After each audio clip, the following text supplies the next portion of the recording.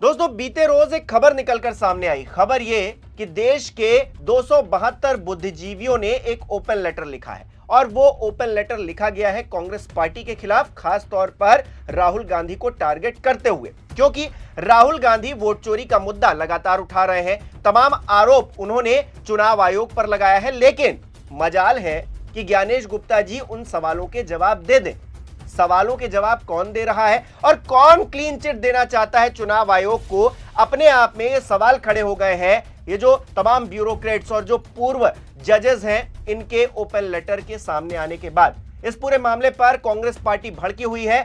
सुप्रिया श्रीनेत ने दो टूक क्या कहा है, बताता हूं आपको। नमस्कार, मेरा नाम हिमांशु मिश्रा है, आप देख रहे हैं 4PM न्यूज नेटवर्क। दोस्तों, राहुल गांधी पिछले 1-1.5 महीने से, आप मान सकते हैं कि बिहार चुनाव की शुरुआत तब हो ही रही थी, उस वक्त से वोट चोरी का मुद्दा आगे बढ़ा रहे हैं और तमाम आरोप लगाते हुए उन्होंने बाकायदा सबूत भी सामने रखे हैं। ऐसा नहीं है कि राहुल गांधी हवाई बात करके निकले जा रहे हैं। जैसा कि जो 272 बुद्धिजीवी हैं, उनके लेटर में कहा गया है कि राहुल गांधी तो इस देश में कहीं ना कहीं लोकतांत्रिक व्यवस्थाओं के साथ खिलवाड़ कर रहे हैं, ढांचा कमजोर कर रहे हैं। लेकिन अपने आप में सवाल खड़ा होता है कि ढांचा कमजोर कौन कर रहा है? क्या सवाल पूछना इस देश में कोई गलती है? इसी बात को सुप्रिया श्रीनेत भी उठा रही हैं कांग्रेस पार्टी की तरफ से। क्या कह रही हैं, देखिए जरा। सुप्रिया श्रीनेत ने कई पॉइंट्स में बातें रखी हैं। पहला पॉइंट क्या है? 140 करोड़ के देश में ये 272 लोग कितने प्रतिष्ठित हैं ये तो पता नहीं, लेकिन बीजेपी रोजगार एक्सचेंज में आवेदन करता जरूर है। ये बात सुप्रिया श्रीनेत कह रही है एक तंज के तौर पर। अगली बात क्या कह रही है? वोट चोरी के इतने सारे सबूत देखकर भी आंखों पर पट्टी बांधकर उल्टी बात करने वालों में कोई भी पूर्व चुनाव आयुक्त क्यों नहीं है? अगली बात, पुलिस वाले कानून व्यवस्था पर बात नहीं कर रहे हैं, पूर्व उच्चायुक्त फेल्ड विदेश नीति पर नहीं बोल रहे हैं, रॉ वाले पहलगाम से लेकर दिल्ली बम ब्लास्ट की विफल इंटेलिजेंस पर नहीं बोल रहे हैं, लेकिन सब के सब चुनाव आयोग की पैरवी कर रहे हैं। सुप्रिया श्रीनेत का कहना है कि इन लोगों में से कितने के अंदर हिम्मत है कि फर्जी पते, फेक आईडी, फर्जी फोटो, एक छोटे से घर में सैकड़ों लोगों के रजिस्टर होने पर सवाल उठाए। इसमें से कितनों के पास ये पूछने की हिम्मत है कि जब बिहार चुनाव के बीच सरकार पैसे बांटती रही, तब चुनाव आयोग मूक दर्शक क्यों बना रहा? इसमें से कितनों के पास हिम्मत है कि बीजेपी के नेताओं के अलग अलग जगहों पर एक से ज्यादा वोट डालने पर सवाल उठाए? असलियत यह है कि 2014 के पहले जिम्मेदार प्रतिष्ठित नागरिक चुनी हुई सरकार से सवाल पूछते थे। आखिर जिसके पास सत्ता, संसाधन, संस्थाएं हैं, सवाल भी तो उन्हीं से होगा। लेकिन अब सवालों के घेरे में वो व्यक्ति है जो इस देश के लोकतंत्र की धज्जियां उड़ने के खिलाफ मजबूती से लड़ रहा है।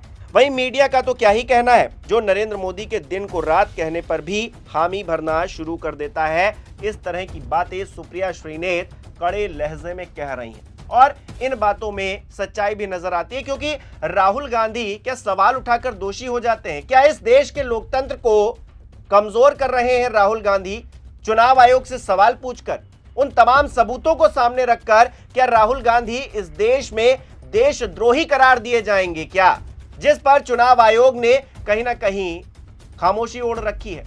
एक भी सवाल का जवाब सही तरीके से चुनाव आयोग की तरफ से नहीं दिया गया है।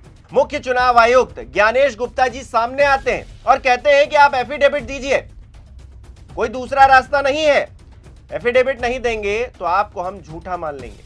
अगर राहुल गांधी झूठ बोल रहे हैं तो फिर मोदी जी की सरकार को बिल्कुल भी देर नहीं करनी चाहिए। इस देश को क्या कमजोर होते हुए मोदी जी देखना चाहते हैं? अमित शाह जी जाएं, पुलिस को निर्देश दें और दिल्ली में FIR दर्ज करवाएं, राहुल गांधी को उठाकर जेल में डाल दीजिए। अगर राहुल गांधी इस देश के खिलाफ बोल रहे हैं या फिर जो सबूत पेश कर रहे हैं वो झूठे हैं, और अगर सच है तो फिर ज्ञानेश गुप्ता जी पर कहीं ना कहीं तलवार लटकनी चाहिए। और इस बीच ये जो 272 बुद्धिजीवियों ने लेटर लिखा है, इस पर बात भी होनी चाहिए, क्योंकि इस देश में एक वर्ग ऐसा है जो राहुल गांधी के नाम पर उनको पप्पू बनाने पर ही तुला रहता है। अब राहुल गांधी सबूत दे रहे हैं, फिर भी वो पप्पू है। लेकिन वो पप्पू नहीं है जो खामोश बैठे, जो मोटी मोटी सैलरी ले रहे हैं। वो नहीं बता पा रहे हैं कि ब्राजीलियन मॉडल हरियाणा के चुनाव में 22-22 बार कैसे वोट कर रही थी। जीरो पते पर ये हजारों लोग कहां से आ गए? एक ही महिला, उसकी फोटो सैकड़ों जगह पर क्यों मौजूद है? एक ही पते पर इतने सारे लोग क्यों रह रहे हैं, कैसे रह रहे हैं? चुनाव आयोग कौन सी मशीनरी इस्तेमाल कर रहा है जिसके तहत ऐसी खबरें या फिर ऐसा डेटा उनके पास मौजूद है? आप एसआईआर करेंगे, सब कुछ अच्छा हो जाएगा। बिहार में भी तो यही दिक्कतें थी, लेकिन उन सवालों के बीच में चुनाव करवा दिया गया और भारतीय जनता पार्टी जीत गई। भारतीय जनता पार्टी सबसे बड़ी पार्टी बनी बिहार के अंदर।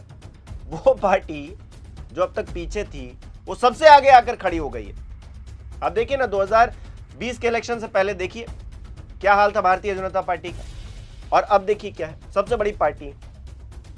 कितनी बड़ी लहर बताई जा रही थी तेजस्वी यादव की, लेकिन वो लहर वहर सब गायब हो गई, लहर लहरा गई। और मोदी जी ने आज जो है गमछा लहराकर नीतीश कुमार 10वीं बार मुख्यमंत्री बन गए हैं। तो उसी मंच पर मोदी जी गमछा लहरा रहे थे और कहीं ना कहीं इस व्यवस्था का मजाक भी उड़ा रहे थे एक तरह से। अब मैं ये नहीं कह रहा कि वहां पर फेयर इलेक्शन हुआ या नहीं हुआ, इसकी जांच होनी चाहिए। राहुल गांधी कह ही रहे हैं, मीटिंग दर मीटिंग कर रहे हैं। कांग्रेस पार्टी की तरफ से ये कहा गया कि हम भाई 2 हफ्ते के अंदर बिहार की भी एक फाइल लेकर आएंगे। अब बिहार की वो कौन सी फाइल होगी, क्या फाइल होगी, उसमें क्या होगा, ये कांग्रेस पार्टी वाले रिसर्च कर रहे होंगे, बताएंगे आने वाले वक्त में। लेकिन 272 बुद्धिजीवी क्या खुली आंख से ये नहीं देख पा रहे? एक सामान्य व्यक्ति भी समझ रहा है कि जो घपलेबाजी हो रही है उस पर कहीं ना कहीं जवाब मिलना चाहिए। एक ऑफिशियल प्रेस कॉन्फ्रेंस तक अगर चुनाव आयोग नहीं कर रहा है, अगर ज्ञानेश गुप्ता जी कोई सवालों का जवाब नहीं दे रहे हैं, तो आखिरकार इस देश को कमजोर कौन कर रहा है?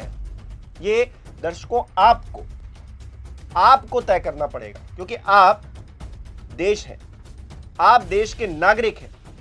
ये राजनीति नहीं तय करेगी, ये कोई नेता नहीं तय करेगा, राहुल गांधी तय करने वाले नहीं होते हैं, या फिर ये जो ब्यूरोक्रेट्स, पूर्व जजेस जो ओपन लेटर लिख रहे हैं वो तय करने वाले नहीं होते हैं। आप भी तय करने वाले हैं, आप भी उसमें सहभागिता दिखाएं।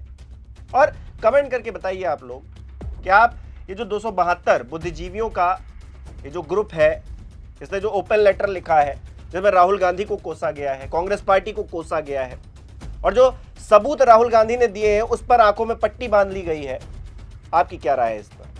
बहुत बहुत शुक्रिया। मेरे देश के 272 लोगों, एमिनेंट लोगों, आपने राहुल गांधी की मजम्मत की है, आलोचना की है कि वो इलेक्शन कमीशन के ऊपर सवाल उठा रहे हैं, इलेक्शन कमीशन को बदनाम कर रहे हैं।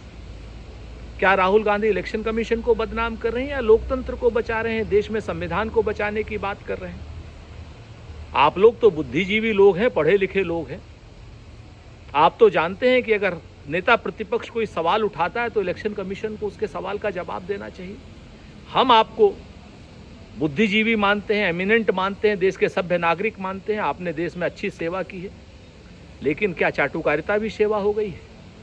हमें अच्छा लगता कि अगर ये 272 लोग राहुल गांधी जी को ये लेटर लिखने के साथ साथ इलेक्शन कमीशन को भी एक लेटर लिखते कि नेता प्रतिपक्ष श्री राहुल गांधी जी जो सवाल उठा रहे हैं उनका जवाब इलेक्शन कमीशन क्यों नहीं दे रहा है, इलेक्शन कमीशन ये क्यों नहीं कह रहा है कि वो सवाल सही है या गलत है, इलेक्शन कमीशन ये क्यों नहीं कह रहा है कि क्या नाम अगर राहुल गांधी जी गलत हैं तो उनके खिलाफ हम क्या कार्रवाई करेंगे। भगोड़ा क्या हो रहा है election commission? Bharatiya Janata party की चाटुकारिता क्यों कर रहा है इलेक्शन कमीशन? राजस्थान में लोक उपयोगी योजनाओं को बंद करके चुनाव के समय, और बिहार में 10-10 हजार रुपए की घूस क्यों बंटवा रहा है इलेक्शन कमीशन? अगर ये सवाल आपको नाजायज लगते हैं तो आपका दृष्टि दोष है। मैं उन सारे 272 के 272 लोगों से अपील करना चाहता हूं कि अपनी आंखें खोलें, क्लिष्ट अंग्रेजी में लिखा हुआ लेटर हिंदी में भी लिखें, और एक लेटर देश के इलेक्शन कमीशन को यानी ज्ञानेश गुप्ता जी को भी लिखें और उनसे कहें कि राहुल गांधी जी के सवालों का जवाब दीजिए। अब 140 करोड़ से ज्यादा देश के आबादी में 272 ये कौन से प्रतिष्ठित लोग हैं? मुझे तो नहीं पता कितने प्रतिष्ठित हैं, लेकिन हाँ, ये पोस्ट रिटायरमेंट बीजेपी के एम्प्लॉयमेंट एक्सचेंज में आवेदन करता जरूर लग रहे हैं। आपने काफी सारे इन लोगों का नाम लिया जो पदों पर रह चुके हैं। इनमें से एक व्यक्ति भी पूर्व चुनाव आयुक्त नहीं है, एक व्यक्ति ऐसा नहीं जिसने चुनाव आयोग में कभी काम किया हो। तो ये सब अपने कार्यक्षेत्र के बाहर की बातें कर रहे हैं। तमाम पुलिस के अधिकारी हैं, वो बढ़ते हुए क्राइम रेट पर दिल्ली में जो हो रहा है उस पर बात करें। कुछ रॉ के मैंने सुना प्रमुख हैं इसमें, वो बात करें कि कैसे एक के बाद एक इंटेलिजेंस फेलियर हो रहा है, ना आपको पहलगाम के बारे में पता चलता है, ना आपको दिल्ली बम ब्लास्ट के बारे में पता चलता है, आप लगातार पिछड़ रहे हैं। उसके बाद इसमें से आपने बताया कि कुछ उच्चायुक्त रह चुके लोग हैं। अरे भाई, फॉरेन पॉलिसी कैसे फेल होती जा रही है उस पर चर्चा नहीं है, इधर उधर की बातें। देखिए ऐसा है, इनमें से कितने लोगों की आज हिम्मत है ये स्वीकारने की या उस पर सवाल पूछने की कि इतने फर्जी पते, इतने फर्जी आईडी, एक एक छोटे छोटे घरों में सैकड़ों लोग कैसे रजिस्टर हो रहे हैं। इनमें से कितने लोगों की हिम्मत है ये पूछने की कि बिहार में चुनावों के बीचों बीच सरकार 10-10 हजार बांटती रही और चुनाव आयोग चुप रहा, चुनाव आयोग की संदिग्ध भूमिका पर एक शब्द नहीं बोला जा रहा है। इनमें से कितने लोगों की हिम्मत है ये पूछने की, सबूतों के साथ दिख रहा है कि बीजेपी के तमाम नेता एक से ज्यादा जगहों पर वोट डाल रहे हैं, कभी दिल्ली में, कभी हरियाणा में, कभी बिहार में, एक सवाल नहीं पूछ पा रहे हैं।